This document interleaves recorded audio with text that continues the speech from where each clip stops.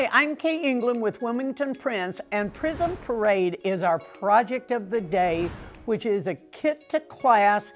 We are going to break down some great piecing options of how to make perfect four patches, how to make really clean flying geese, making this quilt with 21 different fabulous dry brush prints. This quilt is made up of 20 blocks like this, with an assortment of grays, blacks, and 2 different tonal colors, which is nothing but a 4-patch, some flying geese, squares, and rectangles. Let's get busy making this Prism Parade. Well, let's just take a little peek into what a kit to class project actually is.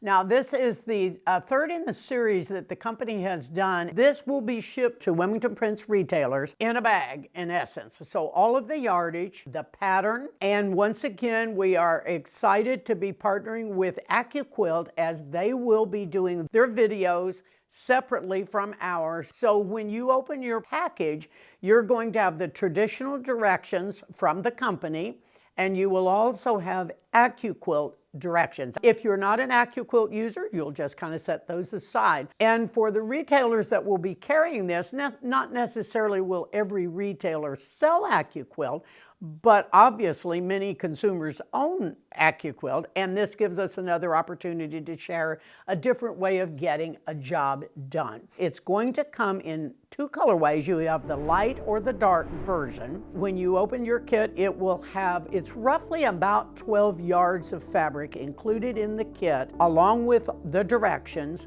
and it does not include backing. That would, of course, be your choice. You would then have everything ready to get busy. I'd start calling that retailer in your backyard and saying, hey, have you got that Prism Parade kit to class in yet? I'd love to get one. Okay, let's start breaking down how this block is actually created. In the overhead, you're seeing that you have 4 corner units, and I'm going to break each one of these down individually, but I want you to see the overall look of how you'll construct. So this element right here is created with 2 flying geese units and chosen colors. And so there's a color with a black goose, and then another flying geese with a colored goose. So each one of the center elements are made up of 2 flying geese units with a rectangle.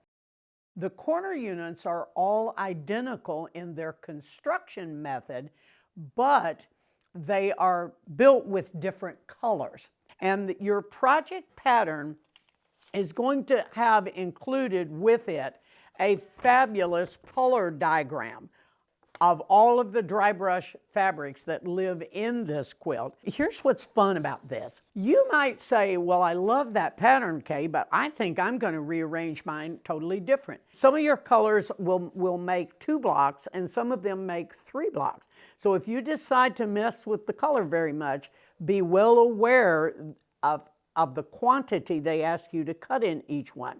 If we look at the quilt, you have 5 rows in this quilt, and what's really fun about it, row 1, row 3, and row 5 are the identical 4 blocks that live in it. They're even in the same order in row 1, row 3, and row 5. They just rotate their direction. And so every block is made up of 2 colors. It has 1 rectangle that lives in the center, and then it has the black background or white, depending on your color choices, and the wings on the goose oppose each other in color.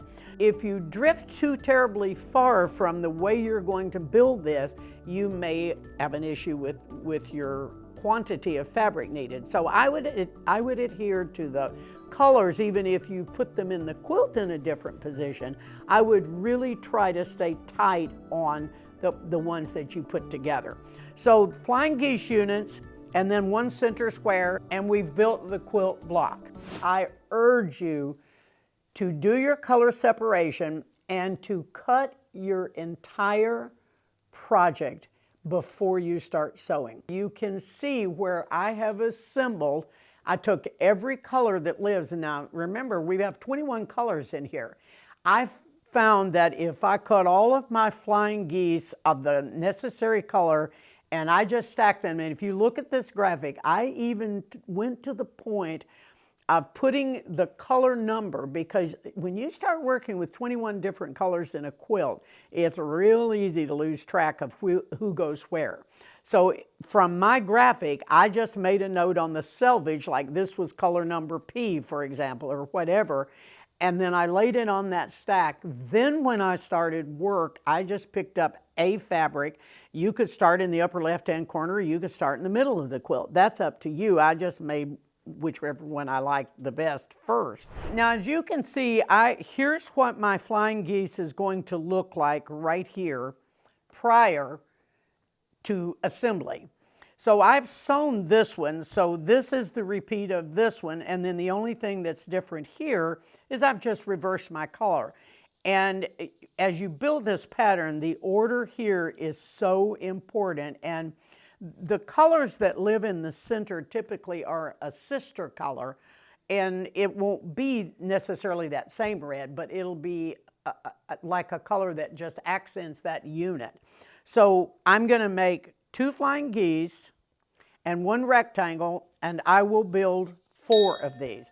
So I'll end up with 4 rows of this. These corner units, there's 4 of those. The instruction sheets telling you how to build them, and I'm going to move this one, is build them all in the exact same orientation. In other words, make a 4-patch, then put a rectangle on it, then put a rectangle with a square. This is what you want to make to get this. There's 20 blocks, and there's 4 of these that live in each block. So 20 times 4, you're making 80 of these little guys right here with different colors in them.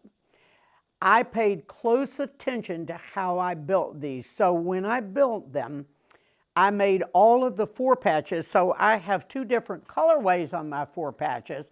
I have a lighter gray and a little medium gray. I'm not going to deal with color because that's going to be your job, is tracking your colors, but I'm going to show you how to piece this. Now, somebody out there is going to go, okay, you don't need to tell me how to make a 4-patch. I know how. Here's my goal, is to have you make these where your seam direction is all going the right way. Because when you're building this, you want to, as you achieve these rows, you don't want to have seams crisscrossing if you can avoid it. And you know, this comes back to the, you can always press open if you are challenged by how to direct your seams. But I'm going to show you a simple way to do it. Your pattern is showing you, regardless of the 2 colors that live in these corners, build them all the same. Meaning that the graphic will tell you that this block is built this way and this one's this way, even though this one is ultimately going to turn and come back in like that. But construct them in the same order, and you'll be much happier. So my goal is to make a 4-patch, and I'm sure most of you, unless this is the first quilt you've ever made, I'm sure you already know that you're going to press your light to the light gray to the black, or the black to the, whichever way you do it, be consistent. Don't just willy-nilly press them, because when they start to join their neighbors, this is important. So here's what I found in building this. So I'm going to turn this one over where you can see that when I make the 4-patch, I can press the light to the dark or the dark to the light, and that won't make any difference. Whether I press the seam this way or this way, it won't make any difference, because you have a rectangle here intersecting that seam, and you have a rectangle there intersecting that seam. So those directions aren't going to be crucial to putting the quilt block back together. When you get ready to make your 4-patches, just make X number of 4-patches of this coloring and that coloring. I'm going to turn it back now to show you. Your pattern clearly asks you to put this rectangle on first. Corner one here, there's 2 of them. There's one there and then one there. It would tell you to sew them in the same order. Lay your 4-patch down with the light running to your right. Put that rectangle on first, then you would sew those 2 together. then you would join that rectangle there. But here's what I want you to look at. When you put this first rectangle on, which would be this one on this side, if you notice, I press the seam in, which your normal way you'd want to take it this way because that's where the weight is. If you force this one back and give it a good hard iron when you're ready to put it in the block, then this one would go this way. Then when I put this in the quilt, I'm going to turn this over now. Do you see how all of these line up? Because I've pushed this one this way, because this is the rectangle with the square added. The weight of this flying geese unit is going that way.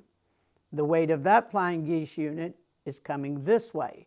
But do you see now how those are all opposing each other?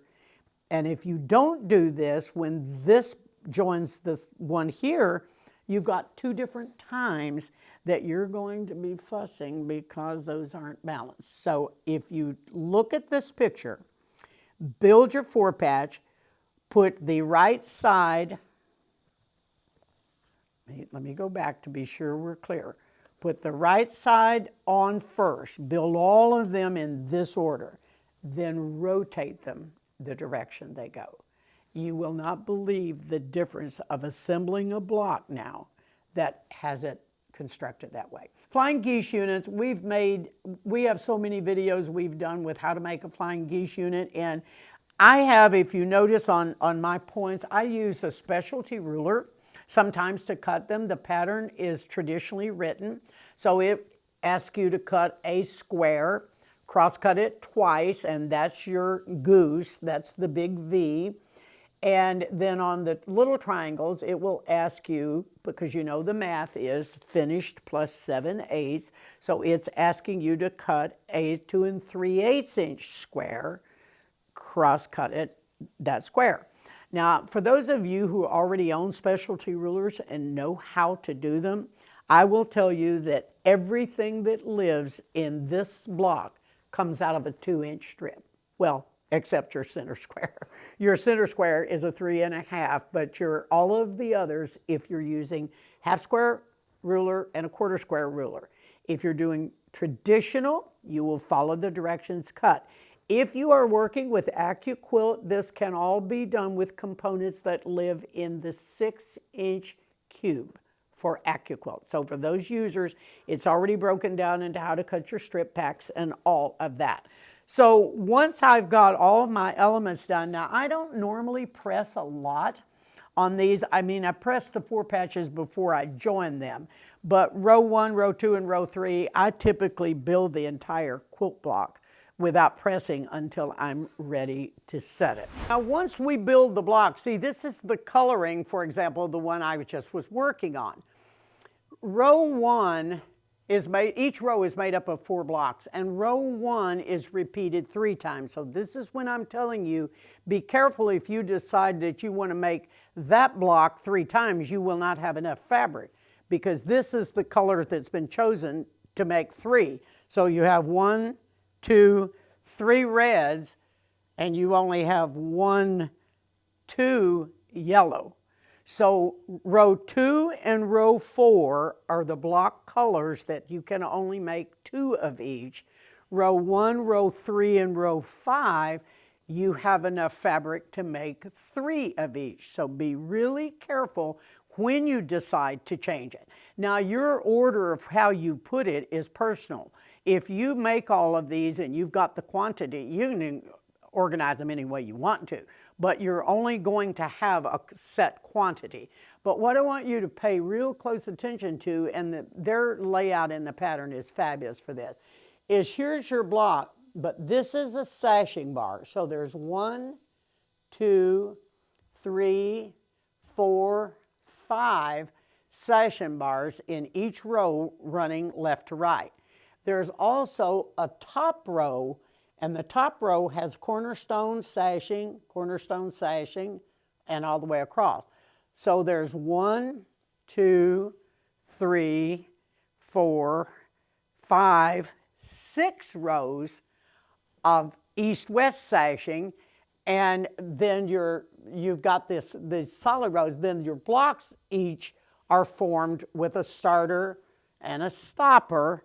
So it looks like all of your stars are floating on this when it's all done with sashing. And this is a good opportunity to look at when I told you the importance of keeping your little 4-patch corner units. See how they're all running on the diagonal? So you can rotate the block, but you want to be sure that you try to keep all your lights running one direction, and each one of the blocks can be rotated, but it'd be really easy to put that one up in that corner. And then what you'll notice when you're looking here, there's a little skinny border, first border, which is the same thing as your sashing. Then a different black forms the border, and then your binding. One of the project sheet patterns in there, I would encourage you to really spend some time on this, because again, if you've isolated all of your color numbers, I was religious about how I put things down, numbered them, color number and everything, because I tell you, there's a lot going on in this. It's simple, but it takes a good organization. This pattern sheet that's included has all of the numbers, the quantity, the how many, and the who you put with whom. And I will tell you that the way the project sheet is written, it is truly almost foolproof, but you got a lot of colors you're going to have to be playing with, so be patient when you're doing that. So let me be clear now that for those of you who watch our project play videos, you're accustomed to looking for the link for the pattern. This pattern is printed and included in your kit. The kits are cut at the office and they come to the shop exactly like the pattern. So there's not much change in that direction. So be very aware of that. When you talk to your retailer, you can do the light version or you can do the dark version. And I suppose you could talk to them about doing anything. If you have a local shop that might not be aware of this kit to class, I would certainly say, hey, I just saw this killer video and I'd love to know a little bit more about that. I would encourage you to have a good quiet day on the day you decide to open all of these and number them. Make sure you know your code for each one of them. I cut over a couple of days probably. I didn't cut it all at one time because there is a lot of work and there's a lot of organization at that point. But I think the sewing is a dream. I mean, working with it, I had no problem with it going together. And if you handle those little 4-patch corner units, your assembly should be pretty foolproof for you. I do press after I make each one of my east-west rows. Even my little sashing rows, I press those at that time so that when I join them, I don't have to take this whole big quilt back to the wall to do the pressing. We hope you have enjoyed this. We so encourage you to go talk to your retailer about this kit to class. We look forward to seeing you on future videos. Have a great time with your Prism Parade. Bye-bye.